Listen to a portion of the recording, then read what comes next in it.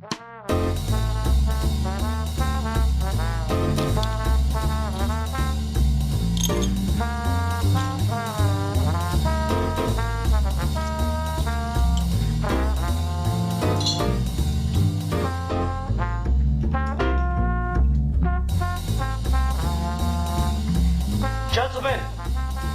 the time has come once again to discuss things.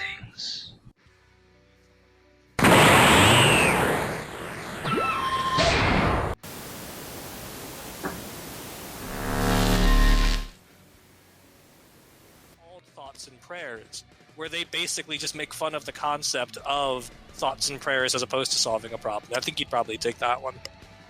Yeah, okay. Yes, link it to me sometime. It sounds good. Alright, but let's go ahead and do this episode. Hi, everyone. Welcome to another episode of Geeky Gentlemen. I am Sid Pardue. Joining me today is... Steve Baxi. Oh, is it? Is it really? It is for now. I was just wondering, what's... Just one more thing. I was just wondering, is Baxi the real way you're supposed to pronounce your name? Because you said you were Indian earlier, but Indian wouldn't just pronounce it Baxi, so it's just bothering me. You need to be Peter Falk Columbo for Halloween. That needs to be your family outfit. Yeah. So, long story short on this week's episode, I decided randomly, Haley and I have just been trying to, do more of like a programming block as opposed to binging a single show, for using all these different streaming apps. And so I decided, fucking, let's watch Columbo. I've been curious about this. I tried to get into it a number of years ago, and, only got maybe 1 or 2 episodes in. Because I was absolutely shocked by the length of the episodes at the time.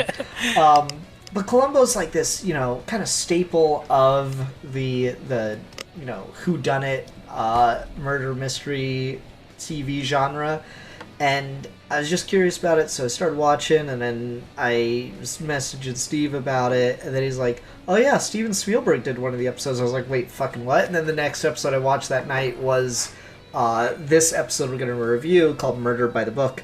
And it's fucking directed by Steven Spielberg, 1971. So it's, really early days Spielberg, which is just such a crazy thing to like look back on. But I mean, everybody starts somewhere. Everyone builds up a career. So it's just an interesting little moment to capture that I think gives this episode, more so than just the character himself, a little bit of notoriety and interest, and I thought it'd be a good one to just sink our teeth into and talk about, because, again, I was shocked by the length of the episodes. These are fucking... Each episode is a TV feature-length film. Yeah. Yeah. That's crazy. You couldn't do... Like, I say you couldn't do that, but they did it with Sherlock, and it makes me wonder... if Sherlock was just trying to do Columbo at that point. Because Sherlock with Benedict Cumberbatch was all an hour and a half, too. Exactly, every single episode. Well, and British TV is a little bit stranger, because, you always have, really short seasons and really long turnaround times for seasons and stuff like that. But Columbo, when that show was first getting off the ground, the idea was essentially to... make it essentially a TV version of detective novels that would come out several times a year. So, you go back to, the heyday of paperback mystery novels, and one writer would publish, 4 or 5 mystery novels, 200 to 300 pages every single year. And Columbo was essentially just a TVized version of that, where every episode is its own TV movie of the week kind of thing. So it ran for decades. But it only had 69 episodes, because every episode was basically a movie. And it's surprising when you go back and watch a lot of those episodes, because tons of them star or were directed or were written by people who would then go on to become really big movie people. The big sort of inspiration for Columbo's format was Alfred Hitchcock Presents, where Alfred Hitchcock Presents was essentially a Hitchcock movie every single week, of course, TV length, but essentially trying to do the same thing, trying to bring a cinematic quality to a procedural TV show. Yep. And it's interesting because Columbo has something that I think makes it a little bit more distinct than your typical what like the propaganda murder mystery style episodes have had in the past, which is it doesn't really revolve around the mystery. You kind of like each episode, at least in season one, just starts with the killer killing someone and doing all of these steps to cover their tracks. Yep. And so the intrigue isn't the who done it, it's the how could we possibly catch this person? How could we prove it now? Yep. And I think the first episode is the one that like really boils down the format perfectly. Like they kind of get exactly what Columbo is going to be right out the gate, where the hard part isn't knowing who's done it. Like all of these guys basically. Oh, Steve left. Steve's back. All of these guys basically, reveal themselves to obviously be the killer to Columbo pretty early on, whether or not they intend to. Just because they're way too interested, or they've got their alibi way too ready to go. So it's pretty obvious that, if it were anything else, if you didn't see them do it, it would be pretty obvious that it's them right out the gate. But the intrigue is trying to see how Columbo could possibly prove it, because we've seen them do such a good job covering their tracks, and like we can't imagine how we would be able to prove them as the killer. Which I think is kind of a thing that makes it unique to this day, which is really interesting. Like there's I've watched plenty of these detective shows, and some of them will do a thing like that, but most of them depend on just the solving the case thing without any kind of taking the audience along with you to solve the case, I should say. Yeah, Columbo pioneered that format, and that is the format basically the whole series would stick to, and that's what it's famous for. The whodunit is the Agatha Christie style. Detective comes in and tries to solve the mystery. It has like a rogues gallery of suspects. The Columbo inverted format has a name too. It's called a How Catch 'em, but no one calls it that. But that's basically what it is, where you open the first half of the story with, this is exactly what happened. And then the drama is in trying to figure out how the detective gets to that. Rian Johnson, the guy who does the Knives Out movies and the only good Star Wars movie of the modern era,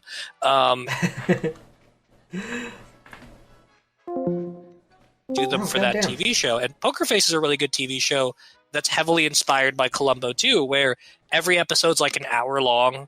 The first 20 to 30 minutes is just following someone in the day of their life leading up to and committing and covering up some sort of crime.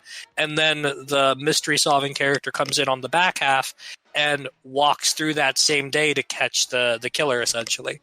And it's a really novel format if you can do it right, because part of the problem with a lot of whodunits, like the Agatha Christie style ones, is the detective often comes off a little bit too much like God.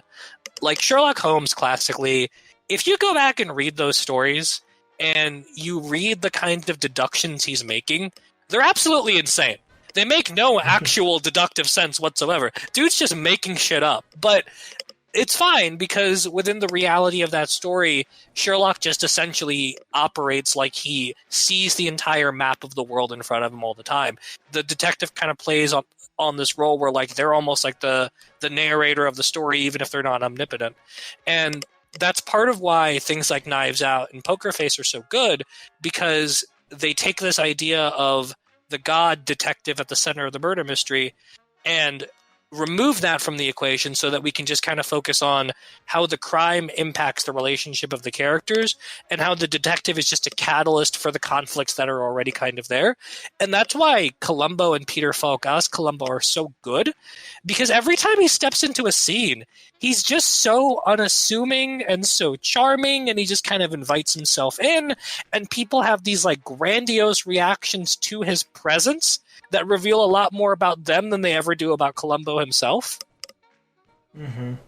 Yeah, my big my big theory in regards to Columbo, as I've oh my god, Steve, I'm here. hold on, I keep weird. dropping you. Is it me dropping or is it you dropping? Do you know? I don't know. My internet hasn't flaked out, so I don't know if it was me. My internet's been buggy as shit lately. I'm gonna turn the Wi-Fi off of my phone. Hopefully that helps. So anyway, yeah, my big fan theory with Columbo, and from what I've gathered, this is actually quite a popular one. So I'm not breaking any new ground here. But my theory with Columbo, he doesn't actually have a wife.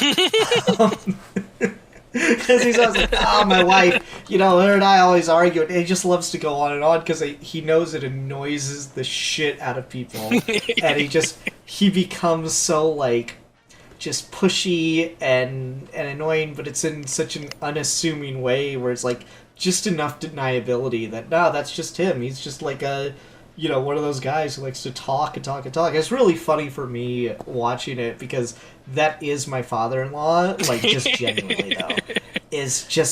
Dude loves to just hear the sound of his own voice and flap his lips. It's just how he is. He just will go on and on and on. And, like, there's been several times at, like, family dinners and stuff where he's just talking about something, like, he's been over with my mom, and it's so funny when my mom's around him because she'll just be like, what the fuck are you talking about? Just call him out. Like, what are you going on about right now? Like, why would you bring up that? Why would you bring up somebody dying right now? We're not talking about that. Well, it's just, we're all getting older. I'm like, yeah, but that's not appropriate at the dinner table. It's so good. Yeah, so, like, Columbo definitely has a bit of that. It's, there's an episode later on in season 1 where he needs to see, like, some photos that this lady took, and she just starts going off track and, like, oh, see, don't you think this is a lovely shot? We got this one at this thing, or oh, isn't this a lovely shot? Blah blah blah. And he's like, yep, I really need to, yep. It's just such a good. To see that turn back on him is really funny. It's like when people are like, "Damn, that's crazy," and you can say that like 4 times, and the story still doesn't end. At a certain point, the person knows, and they're just continuing on anyway. So this one in particular, though, this episode directed by Spielberg, Murder by the Book, is quite an interesting one. I will say it's funny to watch because I don't know if I would say, like, oh, you can definitely see Spielberg in this. I think there's, like, some of that, just a little tiny bit of, like, Spielberg-isms behind the lens that might be identifiable. But I think more than anything, I'm impressed by how well the character work is done here, because I will say that I think plot-wise this is probably one of the more boring and like less fun and intriguing Columbo episodes I watched, but that's okay because a lot of the other stuff that I do think you can attribute to Spielberg is kind of what takes this over the line. Yeah, this is interesting mostly because of who is involved as opposed to what the material on paper actually is. The actual mystery and the bad guy, or not the bad guy, but like the killer, I don't love any of that stuff really, and I don't really like the actor playing like the killer. I think he just kind of comes off. He's supposed to be kind of presumptive. Early on, you're supposed to get this idea that like he's a womanizer and he's charming and he's kind of a piece of shit, but he just always came off as a piece of shit to me. I don't know. Maybe it's because the first thing we saw him do was murder somebody, but still. So I don't love any of that, but I do think that the Spielberg-isms of this are actually apparent from the jump. And what's so cool about Spielberg doing this, and then what Spielberg would go on to do later, and what Columbo would become eventually, is Columbo doesn't, as far as I know, doesn't ever have another episode directed by Spielberg. But you can immediately see how Columbo as a series would not look and feel the way it did without Steven Spielberg. So before this episode, there were 2 pilot episodes. After the 2 pilot episodes, the first episode of the first like proper season is this one that Steven Spielberg shot, and then after that, it just became a continuing series going forward. But Spielberg invents a lot of the visual language that Columbo would stick to going forward. And one of the things that's really good about this show and about Spielberg in particular is you're watching a Steven Spielberg thing for if he does 2 very specific things. If he does a really long oneer, and if he has characters bouncing on the 3 dimensions of the frame, where they go from the foreground, middle ground, background in a straight line, or if he's having characters move left, right, and center all at the same time. If you watch one of the early scenes in Jaws where they're thinking about closing down, or he wants to close down the beach, and then the mayor comes in, he's like, no, we can't do that.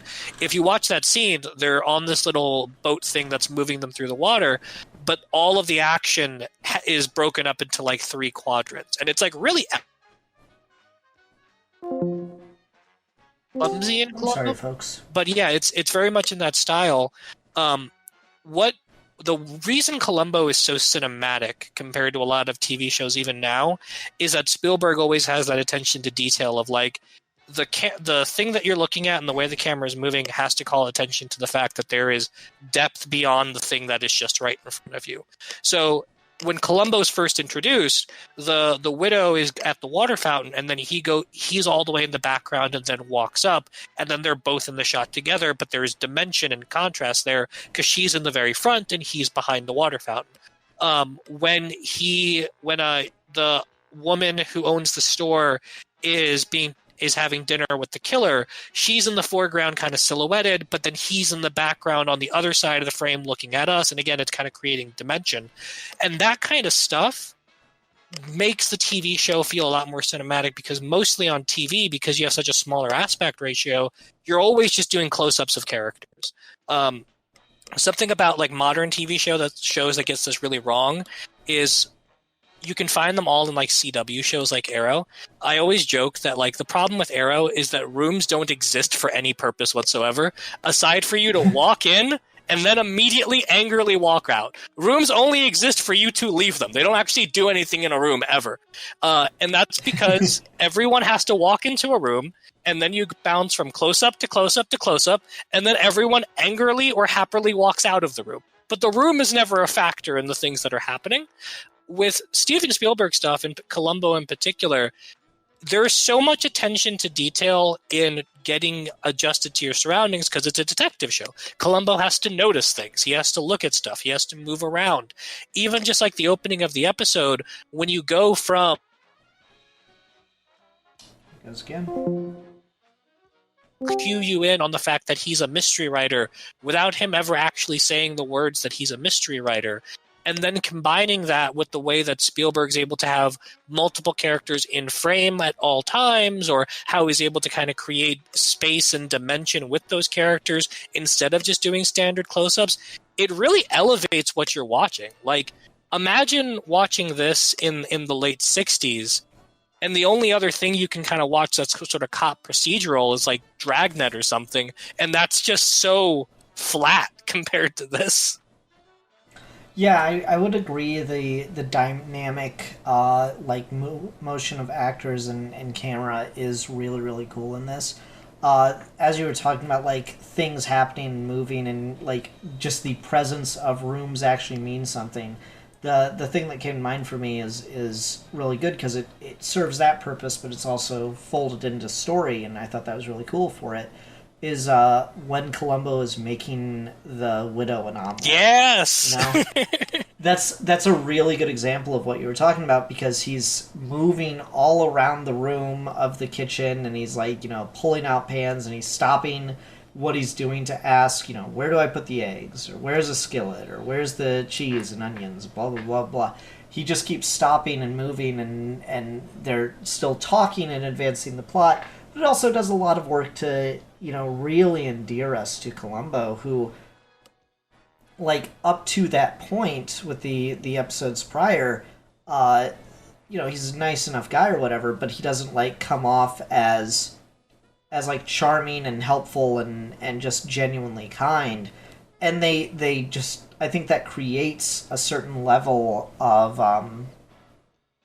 like fundamental nature to his character going forward, as he is the guy that will just drive people home and like does a lot to take care of the people that he's investigating for, but also the people that he is investigating. Mm-hmm. There's a really good one. I think it's like episode 7 or 8 of the first season where he like kind of gets the female killer like dead to rights, and proves that that he gets the proof and has that whole scene, and she pulls a gun and points at him. He goes, "You don't want to do that. There's officers outside. You'd just be creating more trouble for yourself." She's like, "Ah, yes, I guess you're right," and she sets it down. And she's like, "Am I allowed to get dressed first?" "Take all the time you need." And he just like goes to the only exit and sits there and waits for her, and then the screen goes starts to go to credits. It's just such like a Columbo isn't like the fucking perp walk, watch your head kind of fucking asshole cop. He's and this might lead us to another level of conversation of is Columbo propaganda, but it's so nice that they just portray Columbo, even though he's catching these killers, he just has like a genuine respect for everyone that he's talking to. Even in particular the people that he is trying to nab. Or even like the people that don't have any sort of fundamental respect for him, right? Like in this episode, you've got the other half of the mystery writing duo who is the killer, and he's constantly like condescending to Columbo and saying that like their mystery character would have been able to make all these connections, and obviously it's all bullshit because it's the story he's planting, but he comes off as like really arrogant and he's really condescending, and he gives Columbo a bunch of his books to read. And in both the script and in Peter Falk's performance, you never get the sense that Columbo is like pissed off at this guy directly. Mm-hmm. You never get the sense that like these two are in like a intellectual standoff. Columbo just takes him at his word every single time. He's always just like, "Oh, you're probably right. I understand. Okay, yeah, like explain this to me one more time," that kind of thing. Like he's always just sincere and asking questions, and clearly he is trying to like entrap them, right? He's trying to get them to say what he needs them to say because he already has the answers to the question. But he's so good at being that sort of disarming personality that no one takes him seriously, and he's not giving anyone a reason to like hate his guts or fight back at him, because he's just taking everybody at their word. And so as the mystery unravels, it's not like they're trying to pull some sort of like modern crime show thing of like, "Oh, we found the DNA," or like we figured out the IP address of the thing that they did. Like it's none of that sort of like mystical bullshit that solves a mystery. It's always just everything that you said that created the noose around your neck for Columbo to solve the mystery by the end. I love how none of the people in the Columbo murder mysteries ever just shuts the fuck up. That is his kryptonite, right? Like if you just don't say anything, it's over. Lieutenant Columbo, so nice to see you. Here's the number for my attorney. Okay, bye. No, I just had one more question. Well, that's nice, but I'm not planning on answering it. You can talk to my attorney. Bye. It's just all you would have to do, and you'd have the perfect murder. It's so funny. Like that's just the premise, the conceit of the series, but it is pretty funny. Like how many of these guys just.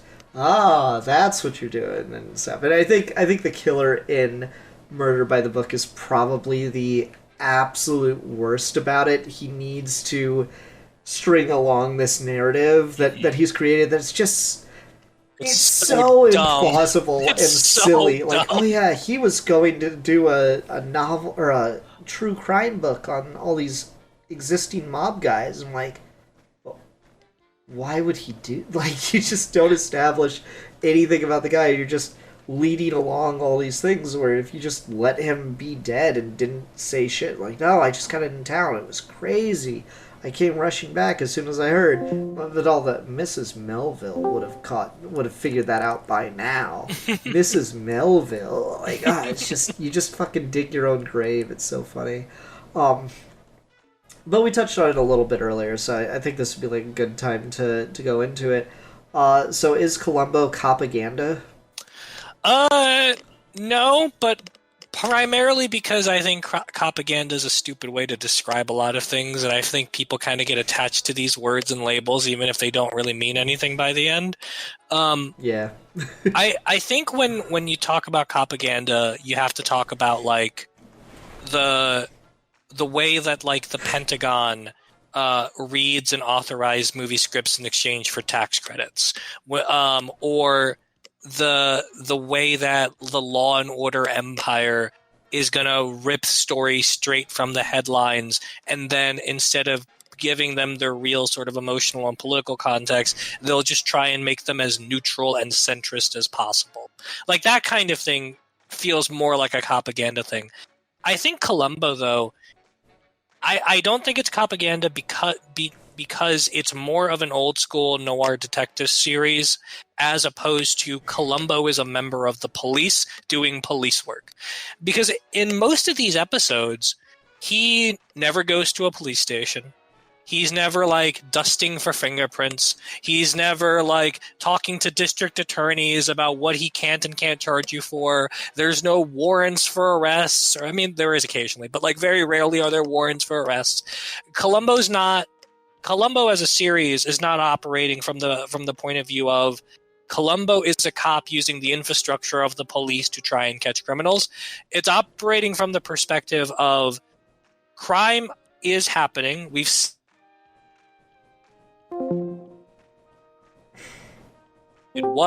and Columbo's just kind of entering the scene, talking to people until he figures out the mystery. And I think that's kind of the brilliance of it. With a lot of like modern crime shows, all of them kind of feel the need to have like these sort of weird cop superpower gimmicks, like Bones. Bones is just like, if you look at like this particular bone and the way it decayed in this way, it tells you that the killer did this thing. Or like Sherlock, like you mentioned, where Sherlock on that show is not just like smart; he's like superhuman kind of smart, like superpower smart. There are so many cop shows that are like that, where they have like this gimmick of like the character solving the crime has access to these impossible abilities or impossible science that doesn't actually help the audience put the mystery together. It's just a function of the TV series so that it can keep moving. But Columbo doesn't do that. Columbo very rarely, if ever, does anything with the fact that Columbo is a police lieutenant. It's entirely from that more humanist perspective of just people are harmed when crimes happen. Columbo talks to the people that are harmed. Columbo talks to the people that he thinks is responsible, and he lets them dig their own graves, essentially. And because we're not watching it from the cop's perspective of uncovering the crime, but we're watching him learn things that we already know, there isn't this sort of like built-in assumption of if the cop character hates this character, then I hate this character. You're already given an opportunity to sort of form your opinions about the crime and the bad guys before the cops ever enter the picture. And most of the time, it does a really good job of making you sympathetic to the person that was killed and not sympathetic to the killer until Columbo enters the picture. And then he's just behaving in your already assumed moral principles.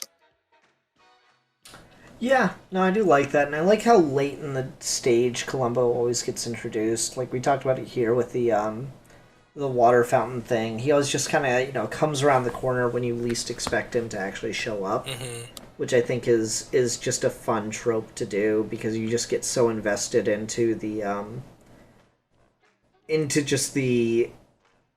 plot of these people's lives that you kind of almost forget that you're watching a show about Columbo and what he's doing. He always feels like a secondary character in his own television series, which is kind of funny. So yeah, he's a really fun character, and in regards to the propaganda stuff, yeah, my thing with the idea of like police procedurals being such a popular form of entertainment in America, and that being treated as, part of the propaganda agency for the police. I do think there's something there more than just like the actual impacts that it has, like you were talking about with Law and Order centralizing things and like yada yada. I think there is some to just the fact that like it creates this impression that the police are always trustworthy and the police are always doing the right thing. And you'll see so often in a lot of these that because we create that impression by connecting to these characters so well, that we begin to leave the door open to let the characters do things. And the example that always comes to mind for me is one of the final episodes of Monk, or not even the final episodes, it's just I think it's the episodes where like Monk is on the run or something because he's been framed. There's the scene where the police sergeant that's always been on Monk's side and stuff is interrogating someone, and they talk about, you'll never get it out of me, you can't do shit. And he's like, yeah, I'm old school. Back in the day, if we got a tough case like you, we'd just take the phone book to him. But now I don't even have a phone book anymore. I've just got this laptop. Yeah, so what are you gonna do, huh? And then the next scene is just him carrying, like, the broken fucking laptop. And, like, it's a cool fucking, like, character-wise, it's well-written, it's, like, smart. It's a cool fucking scene. But what you've just shown is a police officer brutalizing someone in a fucking interrogation, which, super fucking illegal. You literally saw this character that you like torture someone, and you thought it was cool, and that's kind of fucked up. And that is the agency that we give to police when we frame things in this way. And you can't, say, well, no, it's the difference between, obviously we don't want that to happen in reality, this is just entertainment. But the thing is that what we find entertaining begins to affect what we perceive in reality. Because I remember, like, you could go look this up because it's part of, like, official fucking government records, where the fucking Supreme Court was debating interrogation techniques, and I believe it was Scalia at the time who was like, well, what if you have, like, a, 24 Jack Bauer situation? You have to use every means at your disposal. It's like, it's a fucking fictional show. You're supposed to be deciding the actual right thing, and you're citing a fictional series as justification. That's fucking crazy. So, like, it's interesting in that way. So to take this back to Columbo, what I think is smart about Columbo is we already know that the person is guilty. There is no maybe about it. We, the audience, have seen the act of murder happen for these people. And I think what's also, like, certainly not everything could get away with this, but I do appreciate Columbo for just being this. He's not even doing anything that bad. He's just being annoying.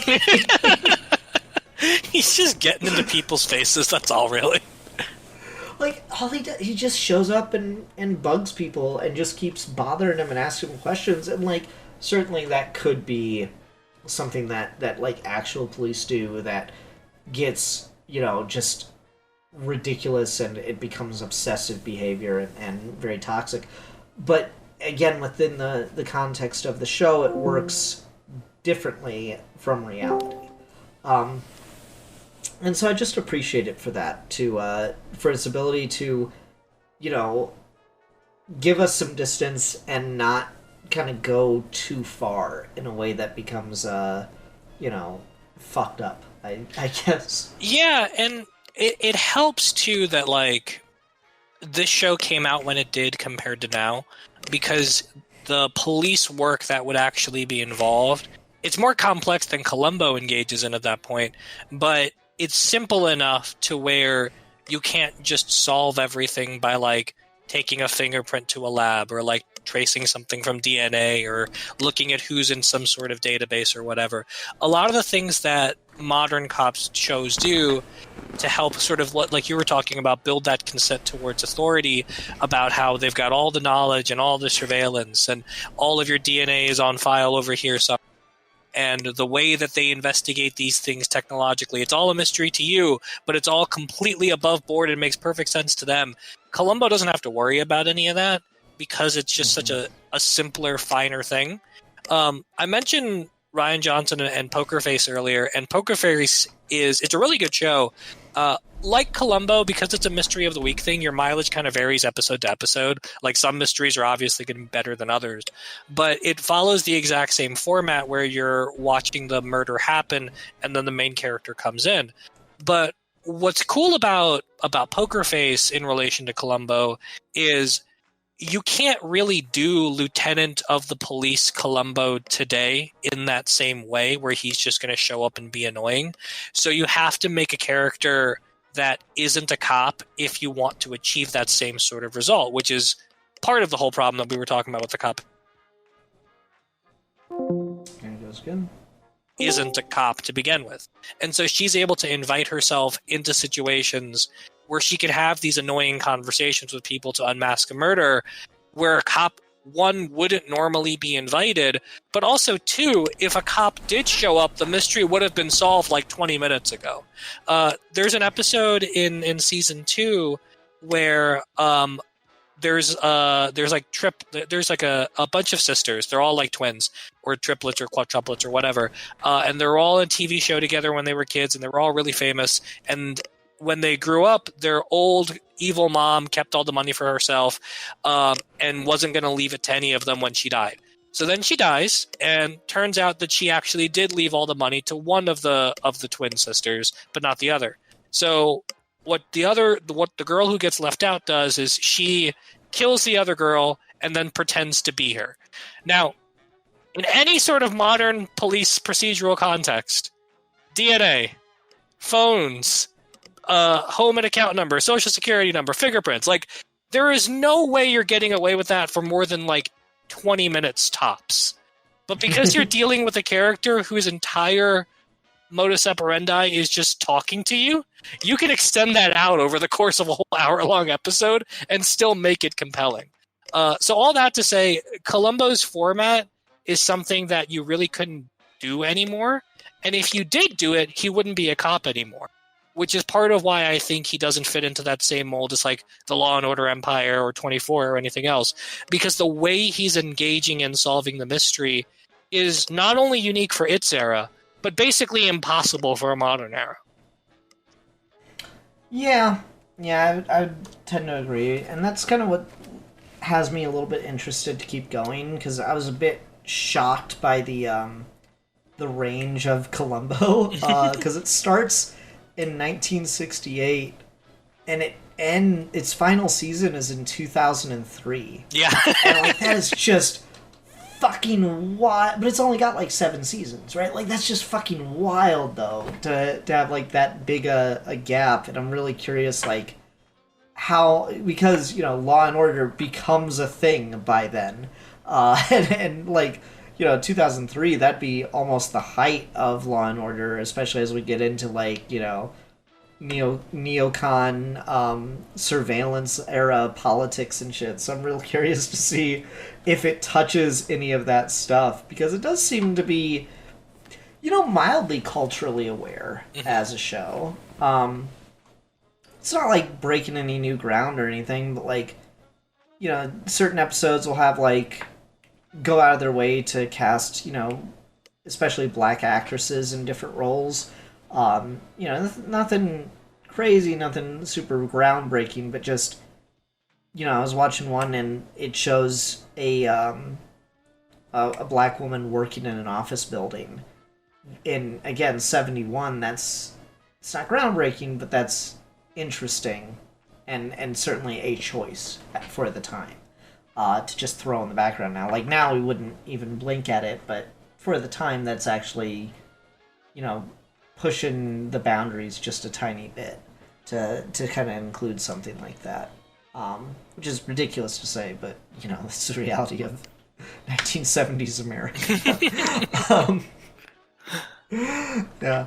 But no, so I've been really enjoying it, and the Spielberg episode I think just creates like such a cool window into it because it's just the most ridiculous plot ever. Which is like the murderer mystery writer that gets killed. I think my favorite Spielberg like ism, and I would believe you if you told me it was in the script, but I would know it was Spielberg without it.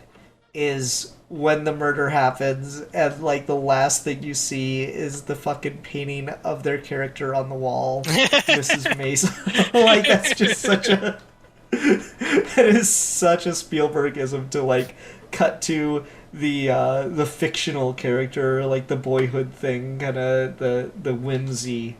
The whimsy and magical reality of Steven Spielberg is always so fun. Knives Out actually has a bit that's bookended in a similar way that I wonder if now is actually a reference to Columbo, because you've got the opening of the movie and you see the big portrait of Christopher Plummer's character. It goes. Sorry, folks. Shot after the mystery's been solved, you see the portrait again, but now he actually looks like he's smiling a little bit. That's cool. Yeah. What about the Murder by the Book episode stood out to you as the most Spielbergism? Was it just the portrait of the lady, or do you think there was another one that just really screamed Spielberg? I think the thing that felt like the most Spielbergy to me was when he goes and visits the killer at his house after the body's discovered on the lawn. He goes into his house and they start like walking down that really long hall, and he answers the phone, and in the meantime Columbo's kind of like wandering the living area, and then he's just like noticing things and pointing at things, and he's like, wow, is that a real painting, and looking at his mail and all that stuff. And so much of that is done in longer shots where they're just kind of holding in moments as opposed to a lot of quick cutting, and that feels very Spielbergy because Spielberg loves a good oneer. But that sort of moment where one, looking at the mail, and two, the evidence of the fact that the painting's real, those end up being like the bigger linchpins in Columbo knowing that this guy's the killer. Because he kind of knows it from the jump, but those are the two big things that he points to towards the end of the episode when he talks about the motivations behind it and his reaction and all that. So I really like that scene. That feels very Spielbergy. And then the other one was when the lady who owns that supply store tries to extort him and they have dinner together, and he's just trying to flirt with her on the table. That's a weird scene because I don't... Damn it. Charming and seductive at all. I feel like from the get-go, that woman should be like, this dude is going to kill me. Because he doesn't seem like he's there to seduce her one bit. But the way he shoots that, where the guy is sitting on one side of the screen, and then she's sitting on the other side, but they're both in frame together, and she's silhouetted and with shadow over her, but he's completely brightly lit up. So you see him and his reactions perfectly as he's looking at her plotting to kill her, and you don't see hers as she's just talking and talking and talking, because at the end of the day, he's going to be the one to carry out the murder just a couple seconds later. That felt very Spielbergy, and then her massive, exaggerated scream before the screen cuts to her body being thrown in the river. Yeah, I quite liked that character, the storekeeper. I thut she was quite fun, and the actress is just kind of she's delightful, really milking it. Just the way she's like she's so smitten. I think it's interesting that you were saying like he doesn't come off as very flirty, and like I agree he doesn't, but like she's just so infatuated by him. The fact that like he brings her a signed book, and it's like no I'm here all by myself, is like his biggest mistake in regards to her. Because, of course, she's jealous of the women he's bringing there. Right. But that's also what gives him, like, the opportunity to kind of clean up the mess and kill her. I think for me, my favorite moment in this, and it doesn't. I guess this isn't necessarily like a Spielbergism. Maybe it is just more like Columbo as a character, but I don't know. Maybe it's a blending of the two. Is at the end when they're back in the writer's office, and he says, "Now the first one, that was brilliant, and that's how I knew that your partner was the one who thought it up. The second murder, that was sloppy. That was all you." It's just That's so like, good. that's probably the meanest thing Columbo has ever said to anybody. Especially because it turns out that's not true. Right? Like, he's just being a dick in that moment. Actually, it was my idea. It's the only good one I ever had.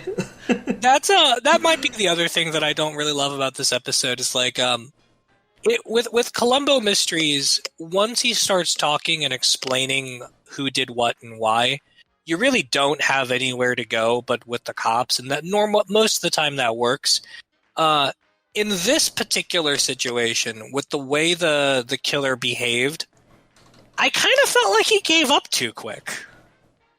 I would tend to agree. It did seem like he still had his out, because ultimately Columbo's proof is finding the piece of paper that says the idea. Right. Which doesn't necessarily... Like, it's not as big a gotcha as a lot of the other ones become. Like, Yeah. there's the one that I just finished recently, a guy created a bomb out of a cigar box to kill his father-in-law. Or uncle-in-law, whatever.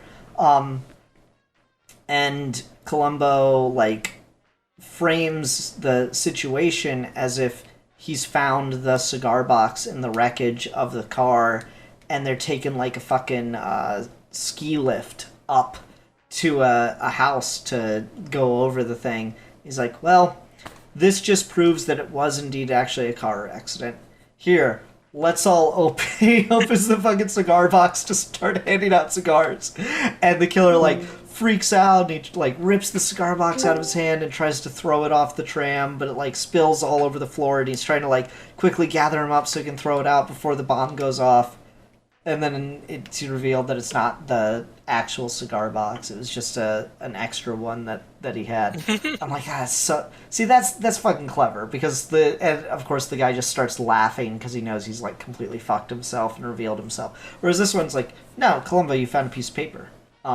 It's probably the thing that's more telling. But at the same time, I guess you could make the argument that like, actually works in its own favor, because I'm trying to think how to say this, by insulting him that the idea was too good to be his, it goads him into actually confessing, which I thought was kind of an interesting... just as we were talking about, I just kind of had that thought, and that kind of creates an interesting dynamic too. Yeah. Kind of plays off the guy's ego. I think that's maybe what they're trying to go for, but when I was watching it in the moment, it felt to me like he had given up, and then he just threw in that actually that was my idea, but everything else was right. It didn't feel like Columbo was bluffing him or putting him in a situation where anything he could say would incriminate him at that moment. It felt more like Columbo was grasping, and he arrived at the right conclusion, but the guy didn't say anything to corroborate his suspicion. He didn't have to say anything to corroborate the suspicions. He just gave up. Mm-hmm. I don't know. I would agree. Yeah, that one... It felt a little lame to me by the end. Yeah, this one's probably got the least... and I talked about that at the beginning. This one's got the least, like, going for it plot-wise, but a lot of it's carried just, of course, by Peter Falk. But I think you're right, just the decisions that Spielberg makes kind of set a tone for just how the show is going to look and feel and create the impression. It is interesting how like film or TV show can do that, can kind of get away sometimes with a bit of a weaker script if it has enough going for it in terms of the other factors that make a film. If the casting's really good, the score, the way it's shot, or the action, or what have you, looks really good, you can kind of get by on other things. Yeah, I mean, at the end of the day, the script is just a skeleton. TV and film, they're visual mediums. The ideas and the story and the emotion, they're conveyed by what you're seeing, not necessarily what was written on paper to be read. So even if you've got like a weaker mystery, most of the time, the best mystery stories don't have particularly good plots. They just have very compelling drama and characters. Like Raymond Chandler stories, when his big novels are always just him taking a bunch of his shorter stories that he'd written over years before and then stitching them together into one big novel. And for that very reason, the twists and turns that happen in the novels are often kind of incoherent. But the reason that the novels are so good is because of how the city feels or how Philip Marlowe as a character behaves and that kind of thing. And it's the same with like the movies that are based on those novels, like The Big Sleep or The Maltese Falcon. Like The Maltese Falcon, scene to scene feels kind of incoherent, but every scene is so good that you almost don't care. Oh, God damn it. Steve, how the fuck did you and I have like a 30-minute conversation before we started recording and then only have problems once I start recording? That's one to ask Columbo. Yeah. Oh, God damn. Just one more thing. I love that that's like Columbo's like thing. It's just one more question. Like it's always right as like he's leaving the room and stuff too. It's so good. And it's like that. It's so like quintessentially Peter Falk. I can't imagine anyone else pulling that off. He made it so iconic every time he does it. It bothers me. It keeps me up at night. It's just so... He's so I love good. I love that he's like in LA, but he's still somehow sounds like he's, deep in New York. That's really fun. But no, I do love how just how like schlubby Columbo looks. I remember talking to my mom about getting a trench coat. She's like, "Why do you want a trench coat?" I'm like, "So I can look like Columbo." She's like, "Columbo didn't wear a trench coat." I'm like, "Yes, he's like." He's the detective that wore a trench coat. Like, that's what he's known for. Just like, but he just always looks so, like, greasy and like, yeah, that's... Because he fucking, like, slept in the thing and stuff, It's just has, like, such a cool look to him. And yeah, that's the whole costume. It's like, it's almost a problem that that's the whole costume, because there's not enough... Like, it's so iconic, but there's not enough to, like, give it away of who you would be unless you could look like Peter Falk, like, more directly. You fucking kidding me. It's getting worse as the episode's going on. Okay, I think we're done anyway. I think we're good. This is a fun one to talk about. Just kind of generally talk about Columbo, centering it around the episode by Spielberg, and you gave me some stuff to look out for. I didn't think about the idea of Spielberg kind of presenting the format for this show going forward. So that's really cool. Yeah, sorry, go ahead. Go ahead. No, go ahead. I was just gonna say, like, you compare the pilot episodes that came out before this to this episode, and this episode feels more like every episode of Columbo going forward than those other two did. Mm-hmm. For sure. Alright, so let's go ahead and do a rating for Murder by the Book, just the single episode itself, not the series as a whole. I'll go ahead and give this 3 out of 5 portraits of a fictional old lady that solves mysteries. That's a good one. I'll give it 3.5 out of 5 Columbo's famous omelets. That's a good one. Alright. So next week we'll be starting off Geeky Gentleman Horror Month, so I hope to see y'all there. We'll think of some stuff to talk about and review for that month. Until next time, I'm the Philosopher. And I just got one more question for you. Just one more thing. What is it? Well, What now is it, now Steve? you've got me. Now I don't know. And we are your geeky gentlemen, and we will be discussing things.